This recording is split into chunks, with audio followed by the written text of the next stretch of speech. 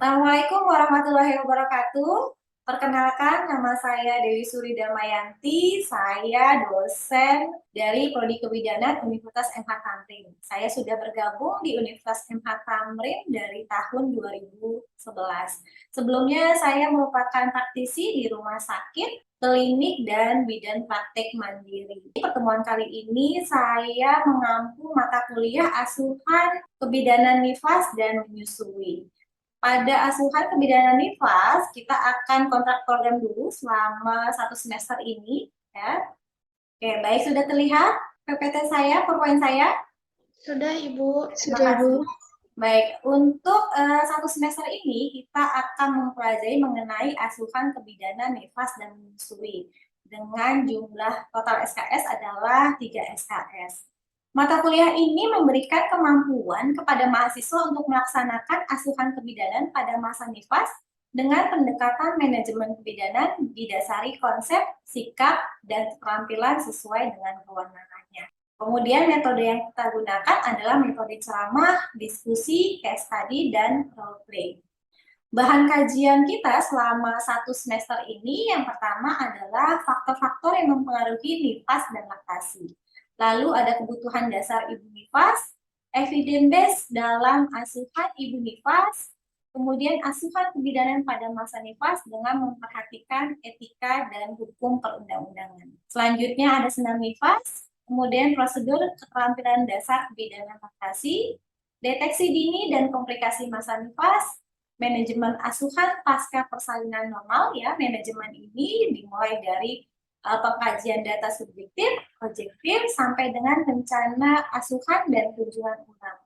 Lalu ada pendokumentasian asuhan masa nifas. Referensi yang saya gunakan adalah Midwifery Essential Postnatal, kemudian ada obstetrician, kemudian ada asuhan kebidanan dan menyusui dari Kementerian Kesehatan Indonesia tahun 2018, dan buku ajar lainnya. Ya, teman-teman bisa melihat di sini ya, beberapa referensi yang saya gunakan. Referensi ini tentunya bisa bertambah banyak seiring kita akan mempelajari masing-masing mata kuliah atau mata ajar. Nah, untuk penilaian sendiri selama 1 semester terdiri dari 4 item, yaitu absensi 10%, tugas 20%, UTS 30%, dan UAS 40%. Jadi saya harapkan teman-teman nih untuk absensinya hadir terus ya. Nah, karena ini berpengaruh juga terhadap penilaian akhir. Nah, untuk tata tertib selama perkuliahan, ya, waktu kehadiran 15 menit sebelum perkuliahan bisa dilakukan secara daring ya atau luring ya. Kemudian menggunakan seragam, mahasiswa dipersilakan mengajukan pertanyaan, boleh bertanya ketika materi disampaikan, tentunya dengan etika yang baik, misalnya mengangkat tangan terlebih dahulu atau lewat konsen. Lalu mengisi kehadiran pada link yang tersedia. Pada pertemuan kali ini kita akan membahas prosedur keterampilan dasar kebidanan laktasi. Kemampuan akhir yang diharapkan adalah mahasiswa mampu menjelaskan definisi laktasi, kemudian memahami teknik menyusui. Referensi yang saya gunakan untuk saat ini, untuk topik ajar saat ini adalah manajemen laktasi dan tata laksana tersedak pada anak, kemudian asuhan kebidanan nifas dan menyusui, ya, oleh Wahyuni dari Kementerian Kesehatan Indonesia. Kemudian ada asuhan kebidanan nifas dan menyusui, teori dalam praktek kebidanan profesional, dan yang lainnya. Rencana kegiatan pembelajaran hari ini yaitu penyampaian materi, kemudian ada sesi tanya jawab, evaluasi, dan kesimpulan. Oke, apa itu laktasi? Ya, teman-teman pernah dengar nggak laktasi itu apa? Sudah ada yang pernah mendengar belum? Ya, sudah? Baik, suaranya nggak kedengeran, tapi manggut-manggut. Oke, ya. Laktasi adalah keseluruhan proses menyusui mulai dari ASI diproduksi sampai proses bayi menghisap dan menelan ASI. Ya, artinya nih semua proses yang terkait dengan menyusui dan pemberian ASI itu disebut laktasi. Pentingnya bidan mempelajari tentang laktasi ini adalah ketika nanti teman-teman turun ke lahan atau ketemu dengan klien ibu nifas, tentunya diharapkan teman-teman bisa mendampingi khususnya pada proses laktasi. Nah, Di sini kita akan belajar mengenai teknik menyusui. Teknik menyusui fungsinya untuk membantu ibu ketika ibu dalam masa menyusui ya, sehingga ibu dapat memberikan ASI secara baik pada bayi ya, ibunya nyaman, bayinya juga nyaman, kemudian ASI yang dikeluarkan termasuk ASI yang dihisap, bukan dihisap ya, maksudnya ketika bayi menyusu itu mendapatkan ASI yang maksimal. Nah, ada 3 hal yang harus kita perhatikan terkait teknik menyusui ya. Yaitu yang pertama adalah posisi badan ibu, yang selanjutnya posisi badan ibu terhadap badan bayi, kemudian yang ketiga adalah posisi mulut bayi dan payudara atau yang sering dikenal dengan pelekatan. Nah, yang pertama kita akan membahas posisi duduk ya. Ini sudah terlihat jelas di gambar ya, posisi duduk ibu. Ketika ibu menyusui dalam posisi duduk ya, diharapkan ibu dapat duduk tegak, kemudian ibu bersandar. Ya, ibu bisa menggunakan kursi misalnya, atau jika di rumah sakit masih di tempat tidur boleh ya, tapi pastikan bahwa memang posisi ibu bersandar, punggung ibu bersandar. Jika diperlukan boleh dibantu dengan menggunakan bantal ya di belakangnya. Nah, kemudian juga pastikan bahwa kaki ibu tidak menggantung atau menapak. Posisi ini dipergunakan supaya ibu tidak mudah lelah. Jadi hindari ya, posisi yang kedua ini dihindari ya ketika ibu duduk nih di bangku ya, bangkunya tidak ada sandaran ya, sehingga membuat ibu nih lebih mudah lelah ya. Dengan menopang bayi ya, posisi duduknya juga tidak tegak dan tidak ada sandaran, ini ibu akan cepat lelah. Yang kedua adalah posisi berbaring. Posisi berbaring dilakukan ketika ibu merasa lelah, misalnya ya, kemudian sakit pada perineum dan belum mampu untuk duduk. Ya, contohnya misalnya pasien-pasien dengan atau klien-klien dengan persalinan seksual sesaria. Beberapa posisi duduk yang bisa dilakukan oleh ibu, yaitu ada 3 posisi duduk ya. Ibu boleh memilih mana yang menurut ibu nyaman. Yang pertama ada cradle hold ya, kemudian ada cross cradle hold dan football hold ya. Bedanya apa dari ketiga posisi ini? Mari kita lihat ya masing-masing. Nah, untuk cradle hold sendiri ya, bisa dilihat bahwa yang menopang bagian bahu bayi dan leher bayi adalah tangan yang searah dengan payudara yang menyusui. Kemudian tangan satunya itu menopang bagian bawah. Ya, ibu menggunakan bantal juga untuk membantu menopang badan ibu dan bayi. Lalu ada yang kedua adalah cross cradle hold. Nah, pada cross cradle hold ini mirip ya seperti cradle hold ya. Bedanya adalah bagian yang menopang atau tangan yang menopang bayi adalah tangan yang satunya ya. Tangan yang berseberangan dengan payudara ibu. Setelah bayi dapat menyusu dengan baik, menghisap dengan baik, maka tangan yang satunya bisa membantu menopang di bagian bawah badan bayi. Nah, yang selanjutnya adalah football hold. Ini sedikit berbeda ya. Ini posisi bayi itu di samping ibu dan di bawah lengan ibu. Kaki bayi mengarah ke punggung ibu. Bayi sejajar dengan payudara ya. Di sini ibu bisa menggunakan bantal untuk membantu ya menopang dari bayi dan tangan ibu. Nah, untuk football hold ini bisa digunakan juga untuk klien-klien atau ibu yang post cesaria ya, sehingga tidak menekan bekas luka operasi ya. Kalau cradle hold dan post cradle ini kan adanya di pas sekali ya di daerah dekat perut ibu ya. Ini khawatir nanti ibunya tertekan ya luka jahitannya. Nah, kalau untuk football hold dia posisinya adalah di samping. Lalu bagaimana ketika kita menemukan klien kita punya bayi kembar ya gitu. Apakah harus satu-satu nih nyusuinnya atau bisa berbarengan? Ya, jadi dikembalikan lagi nyamannya ibu ya, bisa dilakukan masing-masing sendiri ya bergantian atau bisa langsung berdua. Ya, caranya adalah yang pertama bisa menggunakan metode twin cross cradle hold ya. Jadi bayinya bersilangan di sini ya, ada bayi 1, bayi 2 ya. Lalu ada twin football hold. Nah, bayinya ada di bawah lengan ibu mengarah ke belakang masing-masing. Ibu boleh melakukan posisi keduanya, mencoba keduanya, atau memilih salah satunya yang dirasa menurut ibu lebih nyaman buat ibu dan si bayi. Nah, selanjutnya kita akan membahas mengenai posisi berbaring. Jadi pada posisi berbaring ini kita akan membahas dua posisi. Yang pertama yang disebut lie back, yang kedua adalah side lying. Apa itu lie back ya? Ini sedikit berbeda ya, ibunya tiduran tapi tidak lurus ya. Gitu ya. Nah, lie back ini adalah posisi ibu ya setengah duduk. Ibu bisa dibantu dengan ganjalan bantal atau misalnya kalau ibu posisinya masih di rumah sakit bisa menggunakan bed yang bisa diangkat.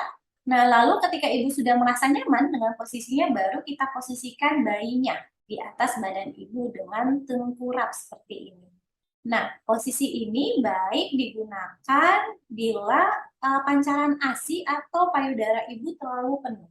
Nah, jadi teman-teman kalau nanti di lahan atau mungkin ngobrol gitu ya, ngobrol apa cerita sama kakaknya atau sama orang tuanya ya, ada bayi-bayi yang kok dia nggak mau ya disusuin, aduh saya ini udah banyak, aduh ngerembes segala macam ya, dicari tahu dulu nih kenapa sih dia nggak mau disusuin.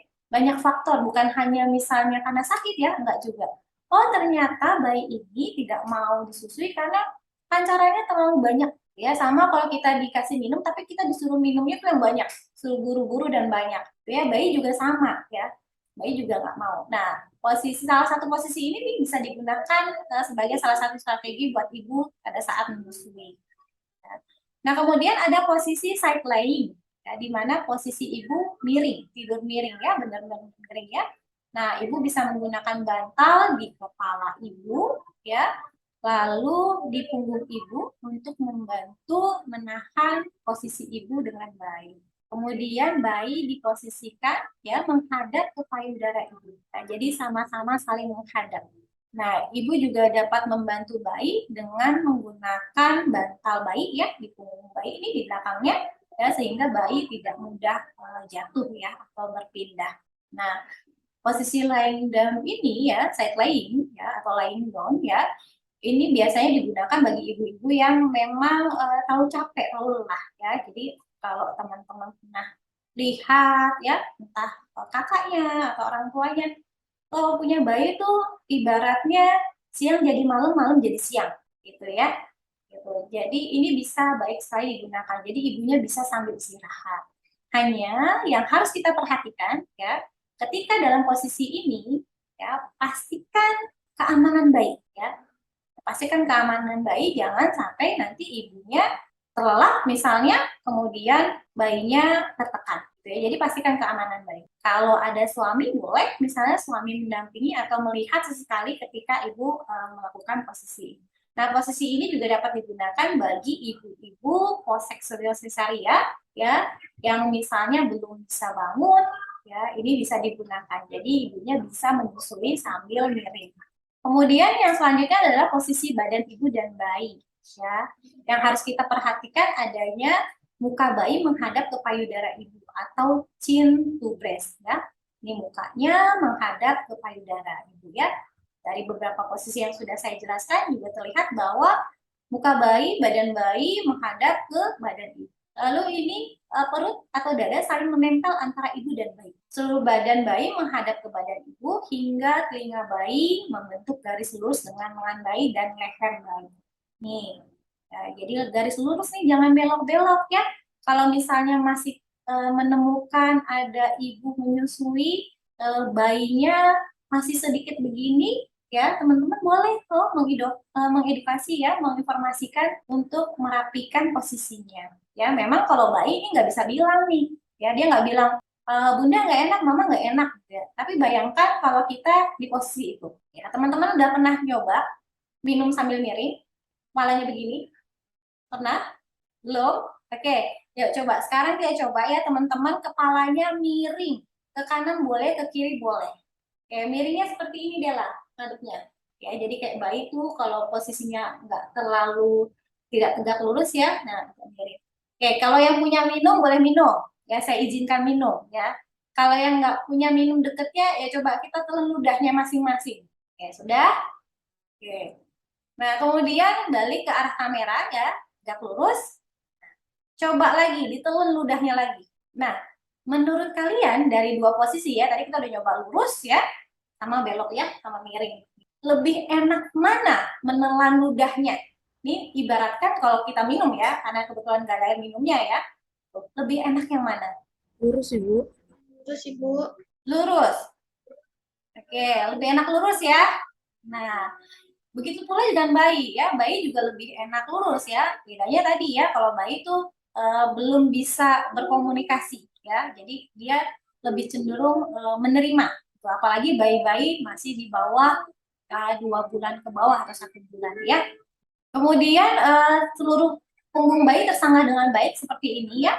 Jadi tangan ibu menyanggah punggung bayi dan adanya kontak mata antara ibu dan bayi. Ya, perlu sekali adanya kontak mata antara ibu dan bayi agar produksi ASI semakin lancar. Ibu dapat memilih posisi yang nyaman ketika menyusui, baik duduk maupun berbaring ya. Jadi dikembalikan lagi nih, ibunya mau gimana? Ibunya mau sambil duduk silahkan. Ibunya sambil berbaring boleh gitu ya. Nah, yang terakhir yaitu posisi mulut bayi dan payudara atau yang sering kita dengar ya, yaitu pelekatan. Ya, di sini ada contoh pelekatan yang benar dan sini contoh pelekatan yang salah. Ya, key poinnya apa untuk pelekatan nih? Ya, posisi dagu ya, bayi menempel pada payudara. Nah, diperhatikan ya bahwa posisi dagu bayi nih pada posisi yang pelekatan benar ini menempel. Ya, tidak ada jedanya, tidak berjeda. Sedangkan yang pelekatan yang salah, dagunya berjeda. Nah, seperti ini ya. Kemudian sebagian besar areola masuk ke dalam mulut bayi. Nah, kita lihat pada bagian yang benar ya, ini areolanya masuk ke dalam mulut bayi. Yang kurang benar ya, hanya bagian kecil atau hanya bagian puting susu saja. Nah, lalu bibir bayi atas bawah berputar keluar, mulut bayi terbuka lebar. Nah, contohnya seperti ini. Ya. Ini terbuka lebar, atas bawahnya nih kebuka gitu ya. Nah, kalau ini enggak kebuka ya. Jadi kalau ini dia seperti ini. Nah, seperti ini. Nah, ya. Ya, kalau yang posisi salah ini mencucu seperti ini. Kalau yang benar, nah kebuka lebar. Ya. Jika posisinya kurang tepat atau pelekatan kurang tepat, itu berefek ya pengosongan payudara kurang sempurna, yang menyebabkan payudaranya bisa jadi bengkak, ya, ya ibunya tentunya bisa nyeri, ya, lalu bisa menyebabkan juga nyeri pada daerah puting susu ibu. Nah, jika payudaranya bengkak, ya, bengkak karena tadi ya pengosongannya kan tidak sempurna, secara otomatis tubuh akan merespon, akan menginformasikan bahwa sudah cukup, ASI yang diproduksi sudah cukup. Nah, lambat laun ya akan merespon, jadi ASINYA berkurang. Ibunya tidak sadar, begitu ya. Ibunya nanya, kok saya kayaknya ASINYA kurang Bu Bidan, kok saya bayinya baru 3 bulan, kok kayaknya bayinya berat badannya nggak tambah-tambah Bu Bidan, anaknya si X itu kok nambah ya beratnya Bu Bidan ya. Jika ada pertanyaan-pertanyaan begitu ya seperti itu, nah kita harus perhatikan nih, mulai dari teknik menyusuinya seperti apa, ya, gitu kan? Apakah sudah tepat, gitu ya? Nah, jika belum tepat, kita koreksi. Ya, kita koreksi supaya aliran ASINYA bisa maksimal, ya. Bayi bisa menyusu dengan optimal, gitu ya. Bukan hanya sekedar dia menghisap, tapi kualitas atau kuantitasnya yang didapatkan si bayi ini tidak optimal, gitu ya. Kalau posisinya tidak tepat. Baik, dari materi yang sudah disampaikan, apakah ada pertanyaan? Sudah cukup jelas? Insya Allah sudah cukup. Sudah cukup jelas, Ibu. Oke, baik. Sudah cukup jelas. Nah, jika sudah cukup jelas, kita lanjut ke evaluasi untuk pembelajaran hari ini. Ada contoh kasus di sini saya akan bacakan ya. Ada seorang perempuan umur 23 tahun, nifas hari ke-14, datang ke praktek mandiri bidan dengan keluhan nyeri pada puting susu ketika menyusui bayinya. Hasil pemeriksaan didapatkan keadaan umur ibu bayi, tekanan darah 120 per 80 ml/kg. Nadinya 80 kali per menit, suhunya 37 derajat Celcius. Pernapasan 20 kali per menit, terlihat bayi menyusu dengan mulut mencucu dan sebagian besar areola tidak masuk ke dalam mulut bayi. Berdasarkan kasus di atas, penyebab puting susu ibu nyeri disebabkan karena posisi. Oke, ada yang bisa menjawab? Ada yang berani untuk menjawabnya? Irna, silakan Irna. Baik Ibu, izin menjawab ya Bu. Iya Irna. Kalau menurut Irna, jawabannya yang Ibu. Yang perlekatan mulut bayi terhadap payudara Ibu tidak tepat. Jawaban menurut Irna ya, pelekatan mulut bayi terhadap payudara tidak tepat. Alasan Irna menjawab apa Irna? Karena di soal terlihat bayi menyusu dengan mulut mencucu dan sebagian besar areola tidak masuk ke dalam mulut bayi Ibu. Oke ya, artinya pelekatannya ini nggak bagus ya, kurang tepat. Oke, terima kasih Irna, ini luar biasa Irna ya. Kita lanjut ke pertanyaan kedua ya, kasus kedua. Nah, boleh tolong dibantu dibacakan sama Putri, boleh Put? Boleh, Ibu. Ya, silakan Put, tolong dibacakan. Oke, izin membacakan ya, Bu. Ya. Seorang perempuan umur 25 tahun, P1A0, nifas hari ketiga dengan riwayat persalinan sesaria, saat ini masih berada di ruang perawatan rumah sakit dengan keluhan nyeri pada luka operasi. Lalu hasil pemeriksaan tekanan darah 120/70 mmHg, nadinya 80 kali per menit, lalu suhunya 37,5 derajat Celcius, yaitu 20 kali per menit. Sudah ada pengeluaran ASI, lalu posisi menyusui yang cocok pada ibu pos operasi seksaria ini untuk menghindari penekanan luka operasi ialah Ya, pada posisi ini, posisi yang tepat ya untuk menghindari luka operasi adalah, silakan siapa yang mau menjawab? Wita, ya, Wita silakan Kak. Baik Ibu, Dita izin menjawab ya Bu. Oke, Wita. Menurut Dita jawaban yang tepat itu yang A Bu, yang side laying. Oke, menurut Wita side laying. Kenapa side laying? Kenapa enggak yang lainnya? Ya Ibu, karena side laying ini kan posisi berbaring miring, di mana itu nanti bakalan menghindari penekanan luka operasi dari ibu tersebut Ibu. Oke, baik, terima kasih Wita. Nah, kita Ibu. lanjut ke kasus selanjutnya. Ya. Di sini ada seorang perempuan, umurnya 30 tahun, nifas hari kedua, saat ini masih dalam perawatan di ruang nifas puskesmas dengan keluhan ASI merembes dan bayi seperti enggan untuk menyusu. Hasil pemeriksaan keadaan umum ibu baik, tekanan darah 120/70 mm hidrogram dan nadinya 82 kali per menit. Suhunya 37 derajat Celcius, pernapasan 20 kali per menit, payudaranya terambah penuh, pengeluaran ASI banyak. Nah, pada kasus di atas, posisi menyusui seperti apa yang sebaiknya dilakukan oleh ibu? Oke, silakan. Ada yang mau menjawab? Ada yang bisa menjawab? Dela, silakan Dela. Ibu, Dela izin untuk menjawab, boleh Bu? Silakan Dela. Baik Ibu, kalau menurut Dela jawabannya itu A, yaitu light back. Oke, light back. Menurut Dela light back. Kenapa Dela memilih light back? Alasan Dela memilih light back menurut soal yang tertera di PowerPoint dengan kata kunci yaitu pada kasus tersebut yaitu teraba payudaranya penuh dan pengeluaran ASI yang banyak. Oleh karena itu, maka posisi menyusui yang dianjurkan sebaiknya itu yaitu light back dengan posisi bayi tengkurap di badan ibu pada saat ibu terlentang atau berbaring setengah tidur. Selanjutnya, hal ini dapat mengurangi aliran ASI yang berlebih dan dikaitkan dengan prinsip gravitasi. Oleh karena itu, light back sangat dianjurkan Bu untuk kasus seperti ini. Oke, luar biasa jawabannya Dela nih ya. Betul, salah satunya terkait paling mudahnya adalah terkait gravitasi ya.